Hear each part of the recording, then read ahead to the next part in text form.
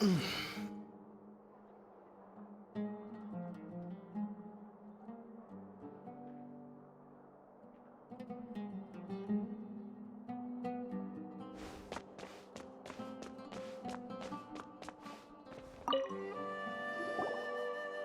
Alhaitham! Oh, it's you two. What's the matter? We're running some errands for Nilu. Have you received her letter? Letter?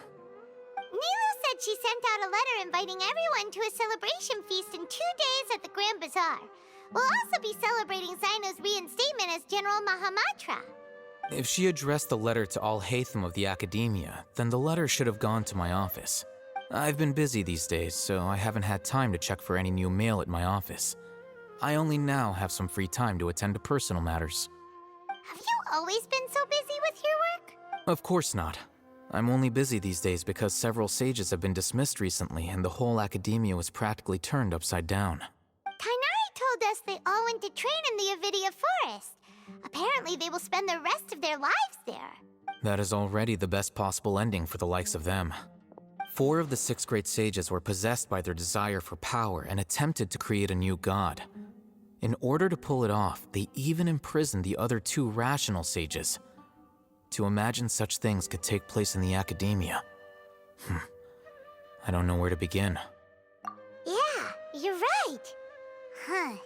Feels kind of strange to hear them called that after all this time. But then again, the 6 great schools sounded pretty impressive too. Yes, at least that's how they're supposed to sound. It's said that when the Academia was first founded, the Dendro Archon herself established the 6 great schools, each representing one of the 6 different types of wisdom. Numerous Darshans have sprung up and faded. Only the 6 Darshans attaching themselves to the 6 great schools have stood the test of time and obtained permanent seats in the Academia. Now, the 6 Darshans are nearly synonymous with the 6 great schools, and the leaders selected for the schools are the 6 great sages. Among the 6 great sages, there is one central leader, the Grand Sage. Unfortunately, only the sages from Vahumana and Amorta remain now. They were imprisoned for opposing Azar and were only rescued after Azar's downfall. So who's managing things in the other 4 schools now? Do they need to find someone new? Yes. Normally, new sages are selected based on a strict set of criteria. Oh, didn't you just say something about becoming a sage? If they pick you, then we'd have a huge connection in Sumeru. Yes, about that. You didn't let me finish my sentence. The person in charge of personnel affairs nominated me to be the Grand Sage in place of Azar and help Lesser Lord Kusanali manage the Academia. But I refused. Huh? But why? Ugh, can't you be a little more ambitious? I'm not even interested in being one of the 6 great sages. Like I said before, I don't like being a leader. Oh, all right. So are you busy these days trying to find others to take the job? That's not my job either. I'm only responsible for handling important affairs within the Academia before the new sages take office. And the first thing I'll do is reject Kasharawar's application for funding. By the way, who was that other person just now? Is he your friend? Do we look like friends? Paimon doesn't know. That's why Paimon's asking. His name is Kaveh, my roommate. You could say he's the representative for Ksharawar scholars. Which is exactly why he always has so many problems. So everything that's happened recently must be a huge change for the people of Sumeru. Such is the work of the Academia Scribe. Well, anyway, no matter how busy you are, since you are our planner, remember to attend the celebration feast in 2 days. All right, I'll see you there.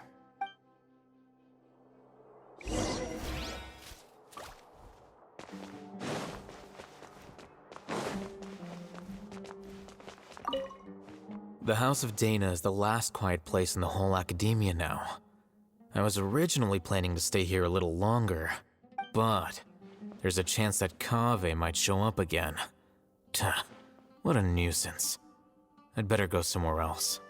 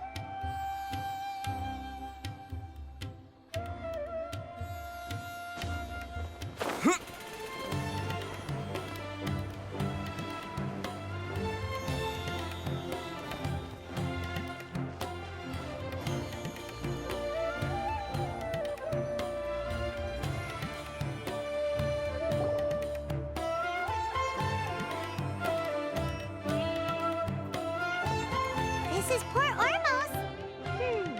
Now where could... Is that Paimon I hear? Huh? Oh, it's been a while. How are you doing? Dunyarzad! It's been so long since we've seen you! I'm doing well. I can go as far as saying I have never been happier in my entire life. I don't know if you've heard, but Elazar has completely disappeared, and all the patients have recovered. You kidding? Knowing them and the connections they've got, I'm sure they've heard about it. Yeah! That's right. My lady is feeling better now, so I'm accompanying her for a walk. Why do you still call me that, Dia? You've already informed my father of your resignation. I guess I'm just used to calling you my lady. Old habits die hard. Resignation? You mean you're quitting? Yeah, I might start losing my edge if I keep being a bodyguard for the Homayanis. You know that my parents and I are fond of you, and that we appreciate you very much. It wouldn't be a problem if you wish to continue to be our bodyguard. I'm not a woman that's easily persuaded. You should know that by now, my lady. When I took this job, I had already decided that I'd quit as soon as you recovered. It's time for me to get back out there and chase that horizon. So what are you gonna do now if you're not gonna be a bodyguard anymore? I want to take a risky job and put my body to the test again. Huh? But we literally just finished one of the most dangerous jobs ever! Are you getting bored already? I know. If I hadn't joined in that plan with you, I wouldn't have come up with this idea. I guess I still get fired up by that feeling of going all out in a fight. It made me realize that I'm still a mercenary through and through. Life is short, and I'm happy that I got to be a part of that operation. But the whole thing also made me realize that there are still many problems in Sumeru. And as a desert dweller, I'm still not completely ready to settle down on this side of the wall. Well, I remember a friend had someone bring you a message. You mean Alhaitham? I didn't expect him to still remember that. I thought he was joking. We just came from talking with Alhaitham at the Academia. Did he tell you that he suggested that I come work at the Academia? What? I heard that Azar and his cronies fell from power, And Alhaitham told me that now was a good time to find a job in the academia. But only if I wanted to. Whoa.